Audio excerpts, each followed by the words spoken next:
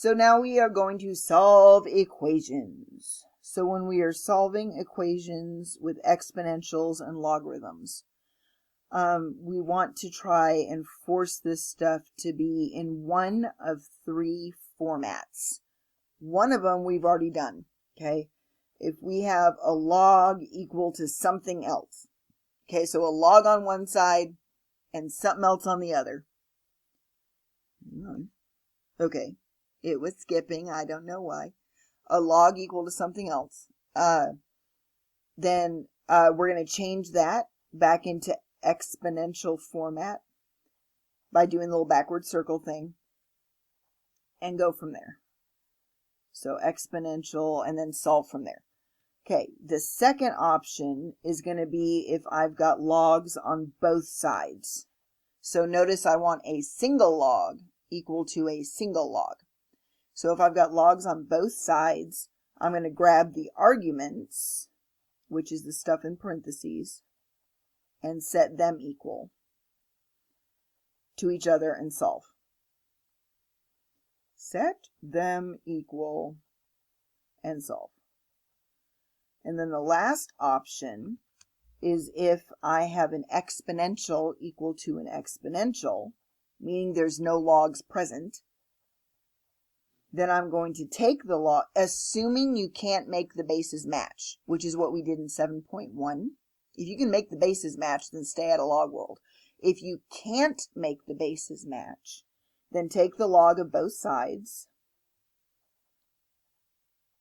meaning I can do anything I want to, as long as I do it to both sides. So take the log of both sides, and then grab the arguments and set them equal to 0. And set it equal to 0. All right, which is exactly what it says up here. Now, important thing, if you are starting in log world, so, which is not this one, holy cow. If you are starting in log world, so I have a log and I have a log, you must check your answers. You remember that your argument cannot be negative. So your argument cannot equal a negative number, and your argument cannot equal 0, because it's impossible to raise a number to a power and get 0 for an answer. It's impossible to raise a number to a power and change its sign. Okay, so we cannot have any negative arguments, and we cannot have any 0 arguments. I can use 0, and I can use a negative as long as when I evaluate the argument, it doesn't stay negative or stay 0. Okay, so those are our strategies. So with option number 1, which we are currently going to be writing all of these on new papers, we have the log in base 3. So log 3 of 2x plus 2 plus log 3 of x equals log 3 of 5. All right, so what is, of the three formats, what have you got? I've got logs equal to logs, so I'm looking at format number 2. The issue is I've got to have a single log equal to a single log. I've got 2 logs over here, so I'm going to have to join them. The next thing I notice is that I'm in log world, so I'm going to put a big old star over here. I better check my work, okay? So I want to combine these into a single log. If it's addition on the outside, what is it on the inside? It is multiplication. So I've got log 3 of 2x plus 2 times x. So all I did was take both of these arguments and put them inside of one argument. And that needs to equal log 3 of 5. Okay? So as soon as I have a log equal to a log, since this log 3 is on both sides, it's still there, but I'm going to ignore it because it's cluttering up my life. Okay? So I'm going to distribute this, and that's going to give me a 2x squared plus a 2x, okay, equals 5. So I just set the arguments equal to each other, and then I'm going to solve from there. So I'm going to drag my 5 over.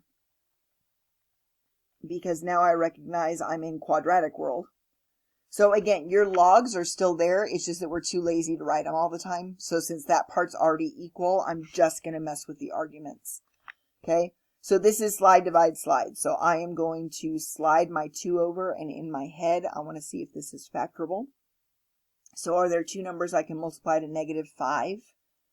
I'm sorry, to -10 that will add up to 2? And there's not, because my options would be 1 and 10 and 2 and 5. So I'm going to have to use quadratic formula on this. Okay, so x equals -b plus or minus the square root of b squared minus 4ac all over 2a. So when I substitute this in, I will get a -2 plus or minus b squared, which is 4, minus 4 times 2 times -5, all over 2 times a, which is 2 times 2, so that's 4. Now you'll notice on your instructions that you either need an exact answer or you need a decimal rounded to 4 decimal places. So I'm going to let my calculator do the work on this as soon as I clean up the underneath of this. So I've got a -2. This is a -4. Times 2 is -8. Times -5 is 40. Okay, so 4 plus 40 is going to be 44 over 4. So I'm just going to find the two decimals instead of, worrying about reducing and all that kind of mess. So I've got a -2 plus root 44. Get that answer and then divide it by 4. And that gives me 1.1583. 1.1583. And then I'm going to do -2 minus. So -2 minus the square root of 44 divided by 4 is -2.1583. -2.1583. So I got two answers, okay? But what did we better remember? You better back up and you better make sure that nothing makes these things go negative, okay? So as long as it works in all three places, there's no place for me to sub in here because it's just 5, okay? But I can substitute in here and I can substitute in here. So if I take the 1.1583, 2 times 1-ish plus 2 is positive, okay? And then direct substitution means that's positive as well. If I put in a negative, 2 times -2.15 whatever plus 2 is going to be negative, not to mention it goes straight negative here. So when I substituted in the negative answer that I got, it didn't work in the original problem.